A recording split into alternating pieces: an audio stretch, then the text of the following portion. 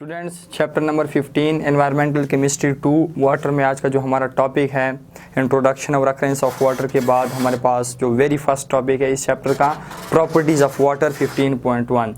सो आज हमने वाटर की प्रॉपर्टीज़ को डिस्कस करना है और वाटर की प्रॉपर्टी को डिस्कस करने से पहले हम वाटर मॉलिक्यूल को देखते हैं कि वाटर हमारे पास बनता कैसे है। देखें हमारे पास वाटर का अगर आप स्ट्रक्चर देखते हैं हमारे पास ये उसका मॉलिक्यूलर फार्मूला है और अगर हम स्ट्रक्चर को देखते हैं हमारे पास ये हाइड्रोजन ऑक्सीजन के साथ कोवेलेंटली कंबाइन होके ऑक्सीजन अगेन कोवेलेंटली दूसरे हाइड्रोजन के साथ कंबाइन होके क्या चीज़ बनाता है हमारे पास वाटर बनाता होता है। मीन्स के दो हाइड्रोजन एलिमेंट्स एक ऑक्सीजन एलिमेंट के साथ कंबाइन होते हैं और हमारे पास वाटर मॉलिक्यूल बनता है। अब कंबाइन कैसे होते हैं इस चीज़ को हम ज़रा देखते हैं। देखिए हमारे पास हाइड्रोजन जो है इसका आउटरमोस्ट शेल में सिर्फ 1 इलेक्ट्रॉन है और डुप्लेट के लिए इसको 1 इलेक्ट्रॉन मजीद रिक्वायरमेंट है। इसी तरह हमारे पास ऑक्सीजन जो है इसका आउटरमोस्ट शेल में 6 इलेक्ट्रॉन्स हैं, 2 लोन पेयर हैं और 2 इलेक्ट्रॉन्स अनपेयर हैं। ऑक्टेट रूल के लिए इसको मजीद 2 इलेक्ट्रॉन की रिक्वायरमेंट है। सो क्या हो जाएगा हमारे पास 2 हाइड्रोजन और 1 ऑक्सीजन आपस में कंबाइन होंगे और कंबाइन कैसे होंगे इलेक्ट्रॉन शेयर करके कोवेलेंट बॉन्ड बनाएंगे। कोवेलेंट बॉन्ड के रिजल्ट में 2 हाइड्रोजन 1 ऑक्सीजन का हमारे पास डुप्लेट और ऑक्टेट कंप्लीट हो जाएंगे। रिजल्ट में हमें स्टेबल वाटर मॉलिक्यूल मिल जाएगा। देखें यहाँ पे हमारे पास ऑक्सीजन के ऊपर 2 लोन पेयर हैं, एक अनपेयर इलेक्ट्रॉन ये है, एक अनपेयर इलेक्ट्रॉन हमारे पास ये मौजूद है। हाइड्रोजन का हमारे पास ये इलेक्ट्रॉन है, इस हाइड्रोजन का इलेक्ट्रॉन सपोज करें हमारे पास ये मौजूद है, ठीक है। अब हमारे पास ऑक्सीजन का ये अनपेयर इलेक्ट्रॉन और हाइड्रोजन का ये हमारे पास इलेक्ट्रॉन आपस में शेयर करके क्या चीज़ बना लेंगे कोवेलेंट बॉन्ड बना लेंगे। सेम इज द केस है ऑक्सीजन का हमारे पास जो अनपेयर इलेक्ट्रॉन है और हाइड्रोजन का जो हमारे पास इलेक्ट्रॉन है आपस में कंबाइन होकर क्या चीज़ बना लेंगे कोवेलेंट बॉन्ड बना लेंगे। आप देख रहे हैं कि हमारे पास हाइड्रोजन का डुप्लेट कंप्लीट, इस हाइड्रोजन का भी डुप्लेट कंप्लीट और साथ साथ हमारे पास ऑक्सीजन का भी ऑक्टेट कंप्लीट होके कोवेलेंट बॉन्ड बन गए और स्टेबल हमें वाटर मॉलिक्यूल मिल गया। बात क्लियर।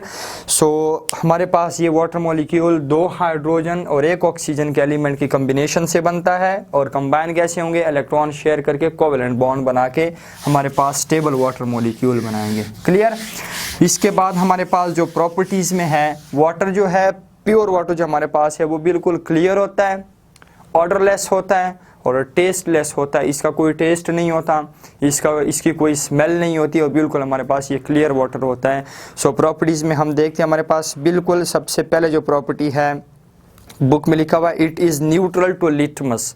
वाटर जो हमारे पास है ये बिल्कुल हमारे पास न्यूट्रल होता है, ना तो ये एसिडिक होता है ना ये बेसिक होता है। जब ये एसिडिक नहीं होता, जब ये बेसिक नहीं होता तो लिटमस पेपर पे इसका कोई इफेक्ट नहीं होता। ये रेड लिटमस को ब्लू भी नहीं करेगा, ब्लू लिटमस को ये रेड भी नहीं करेगा, बिल्कुल हमारे पास ये न्यूट्रल है। ठीक, हम न्यूट्रलाइजेशन रिएक्शन चैप्टर नंबर 2 में भी ये बात पढ़ चुके हैं। न्यूट्रलाइजेशन रिएक्शन जब एसिड और बेस के बीच में रिएक्शन होता है हमारे पास प्रोडक्ट क्या बनता है, हमारे पास प्रोडक्ट बनता है सॉल्ट और वाटर और इस रिएक्शन को हम न्यूट्रलाइजेशन रिएक्शन का नाम देते हैं। क्यों देते हैं? क्योंकि हमें न्यूट्रल प्रोडक्ट्स मिलते हैं और न्यूट्रल प्रोडक्ट्स क्या होते हैं हमारे पास सॉल्ट और वाटर।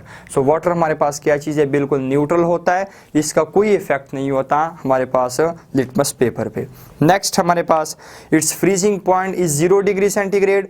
मीन्स के वाटर का टेम्परेचर अगर आप डिक्रीज करते करते करते करते 0 डिग्री सेल्सियस पे अगर आप लेके आएंगे तो वाटर का जो हमारे पास फिजिकल स्टेट है वो लिक्विड से हमारे पास कहाँ पे चला जाएगा, सॉलिड में चला जाएगा। मीन्स के ये हमारे पास फ्रीज हो जाएगा।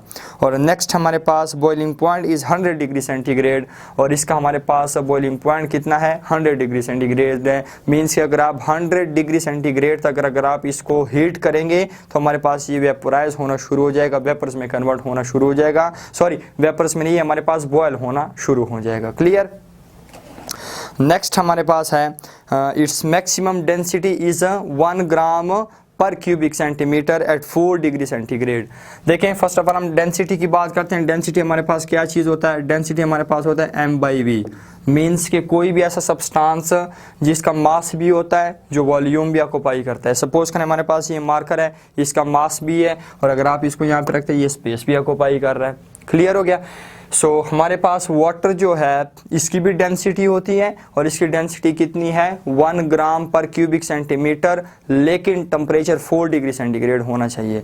अगर टेम्परेचर 4 डिग्री सेंटीग्रेड नहीं है तो हमारे पास ये डेंसिटी इंक्रीज या डिक्रीज हो सकती है।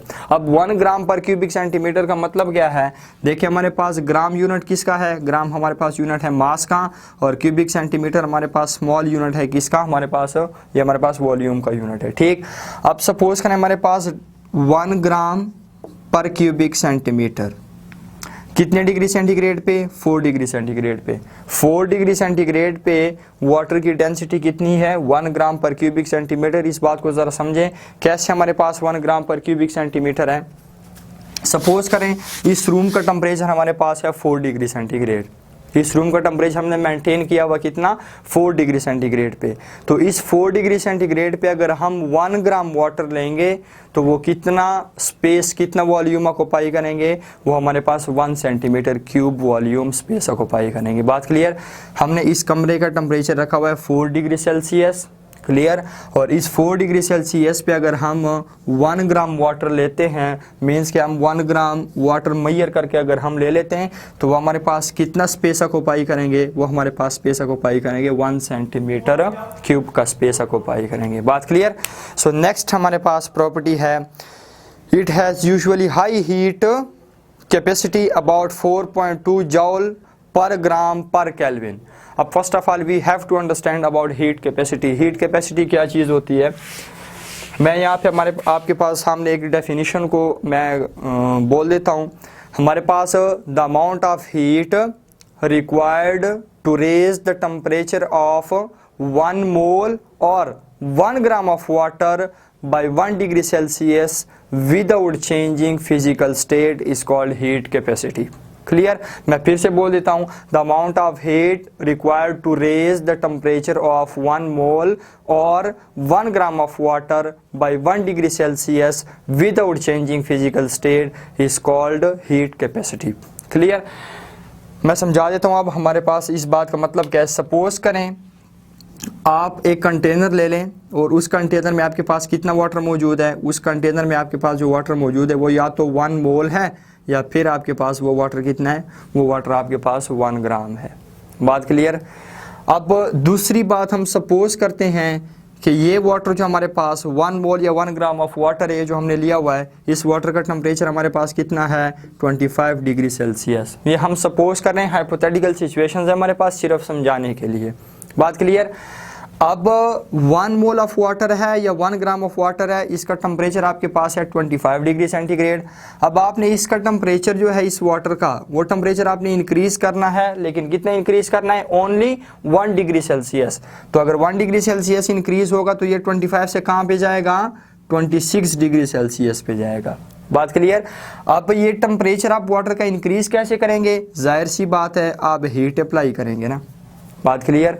सो अब ज़रा समझिए गौर से, 1 मोल ऑफ वाटर आपके पास मौजूद है, उसका टेम्परेचर आपने 1 डिग्री सेल्सियस इंक्रीज करना है, मतलब कि 25 से आपने लेके जाना है 26 पे। तो 1 डिग्री सेल्सियस टेम्परेचर इंक्रीज करने के लिए आपको जितनी भी हीट अप्लाई करनी पड़े वो हीट आपकी क्या होगी, वो हीट आपकी होगी हीट कैपेसिटी।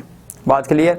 मीन्स के 1 मोल ऑफ वाटर का टेम्परेचर 1 डिग्री सेल्सियस इंक्रीज करने के लिए आपको जितनी भी हीट अप्लाई करनी पड़े वो हीट आपकी क्या होगी, वो हीट आपकी होगी हीट कैपेसिटी होगी। बात क्लियर।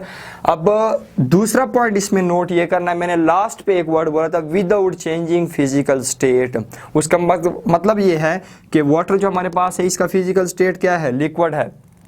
तो आपने इतना भी हीट नहीं करना कि आपके पास ये वाटर का लिक्विड स्टेट जो है ये फिर गैस फेज में कन्वर्ट हो जाए। इसका फेज जो हमारे पास है वो चेंज नहीं होना चाहिए, वो लिक्विड का लिक्विड ही रहना चाहिए। इतना भी आपने हीट नहीं करना कि आपके पास ये वेपोराइज होना शुरू हो जाए और ये लिक्विड से गैस फेज में कन्वर्ट होना शुरू हो जाए। बात क्लियर। सो फाइनली हमारे पास 1 मोल ऑफ वाटर या 1 ग्राम ऑफ वाटर का टेम्परेचर 1 डिग्री सेल्सियस इंक्रीज करने के लिए जो हीट हीट आपको अप्लाई करनी पड़े वो हीट आपकी होगी हीट कैपेसिटी, लेकिन फिजिकल स्टेट भी हमारे पास ये लिक्विड रहना चाहिए, ये गैस फेज में कन्वर्ट नहीं होना चाहिए। बात क्लियर? ये हमारे पास हीट कैपेसिटी है।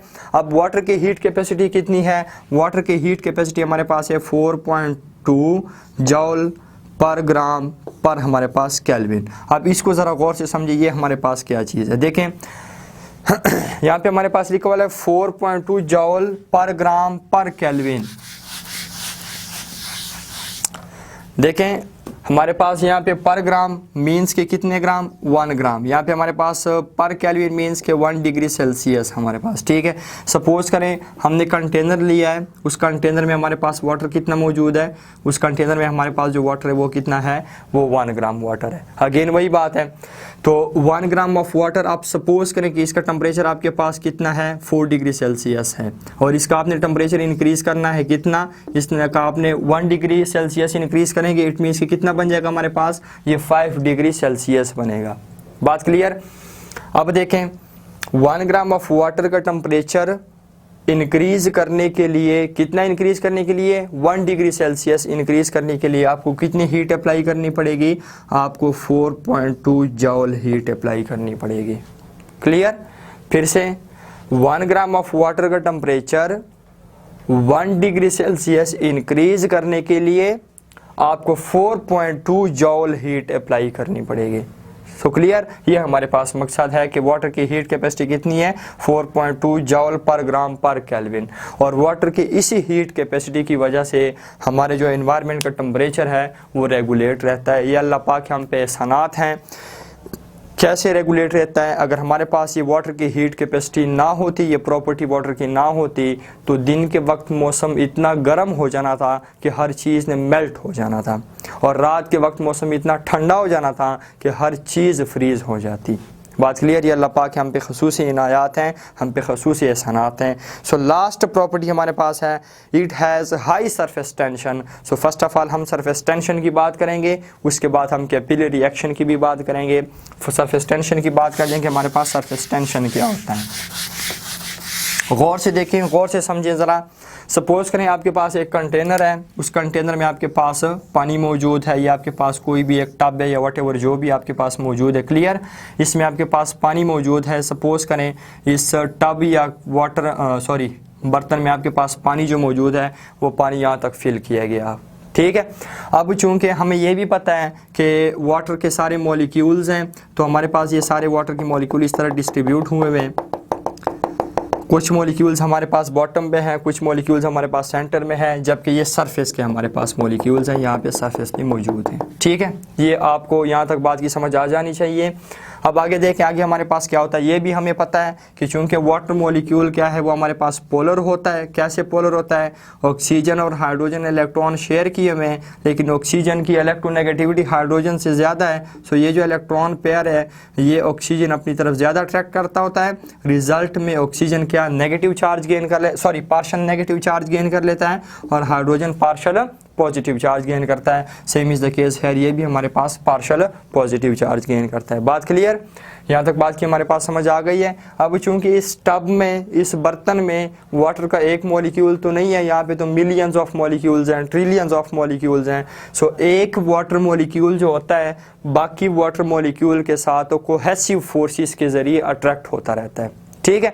एक हमारे पास होते हैं कोहेसिव फोर्सेस और एक हमारे पास होते हैं एडहेसिव फोर्सेस। इसके बीच में ज़रा डिफरेंशिएट करें।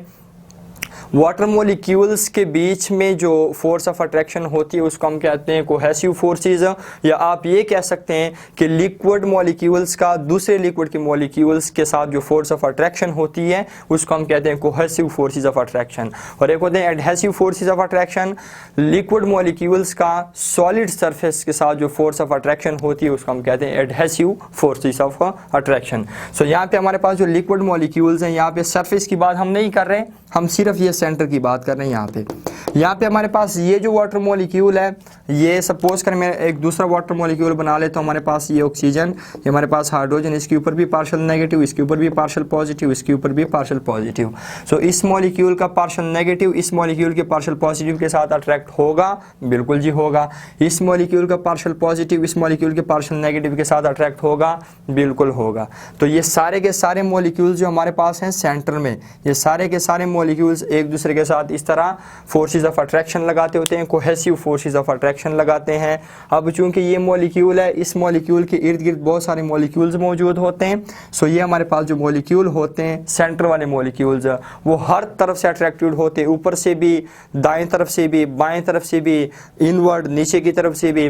सो रिजल्ट में सेंटर के जो मॉलिक्यूल्स होते हैं वो चूंकि हर तरफ से अट्रैक्टेड होते हैं, सो रिजल्ट में वो मॉलिक्यूल्स सारे फोर्स ऑफ अट्रैक्शन को कैंसिल कर देता है, बिल्कुल हमारे पास फ्री हो जाता है। इसलिए हमारे पास ये मोबाइल भी होते हैं। लेकिन सरफेस पे ऐसा सीन नहीं होता। सरफेस के जो मॉलिक्यूल्स हैं आप देख रहे हैं, सरफेस के मॉलिक्यूल्स के साथ फोर्स ऑफ अट्रैक्शन होती है बाकी मॉलिक्यूल्स की, लेकिन कहाँ पे होती है? ये मॉलिक्यूल्स जो होते हैं ना, ये सिर्फ इनवर्ड भी अट्रैक्टेड होते हैं और ये हमारे पास सिर्फ साइड्स पे भी अट्रैक्ट होते हैं। ये अपवर्ड जो है ना, इसके ऊपर चूंकि बाकी मॉलिक्यूल्स मौजूद नहीं है, इसलिए अपवर्ड इन मॉलिक्यूल्स पे कोई फोर्स ऑफ अट्रैक्शन नहीं होती। बात क्लियर? सो सरफेस के मॉलिक्यूल्स जो होते हैं लिक्विड के, वो ऐसे आपको लग रहा होता है जैसे ये किसी टेंशन में है। टेंशन कहते हैं, खिंचाव को कहते हैं। बात क्लियर?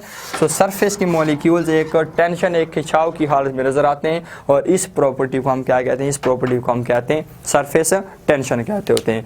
और वाटर की इसी सरफेस टेंशन प्रॉपर्टी की वजह से प्लांट्स में जो वाटर होता है वो रूट्स से जाता है, कहाँ पे जाता है? स्टेम में जाता है।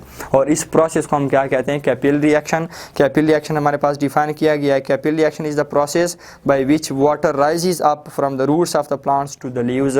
और देखिए हमारे पास कैपिलरी रिएक्शन की डेफिनेशन आपने याद कर लेनी है, यहाँ से देख लेना है। लेकिन सरफेस टेंशन की वजह से वाटर रूट से स्टेम और लीफ में कैसे जाता है, इसको ज़रा गौर से समझिए। देखें, सपोज करें हमारे पास ये स्टेम है, ठीक है, और ये हमारे पास इसके रूट्स हैं।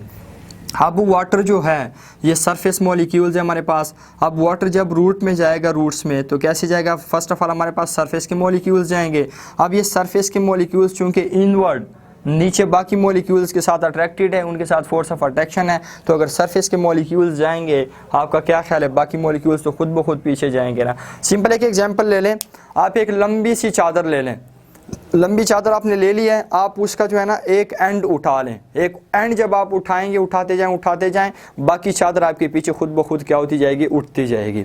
ठीक है। सो सरफेस के मॉलिक्यूल्स अगर एक दफ़ा हमारे पास उठ गए तो बाकी मॉलिक्यूल्स तो सरफेस मॉलिक्यूल्स के साथ अट्रैक्टेड है ना। बात क्लियर? तो जब वो अट्रैक्टेड हैं तो सरफेस के मॉलिक्यूल्स अगर जाएंगे तो बाकी मॉलिक्यूल्स भी सरफेस मॉलिक्यूल्स के पीछे पीछे चलते जाएंगे। सो ये हमारे पास सिंपल रीज़न है कि सरफेस टेंशन की वजह से जो वाटर होता है वो रूट्स से जाता है स्टेम में और लीफ में जाता है, और इस प्रोसेस को हम नाम क्या देते हैं? इस प्रोसेस को हम नाम देते हैं कैपिलरी एक्शन का। So students, it's all about the properties of water.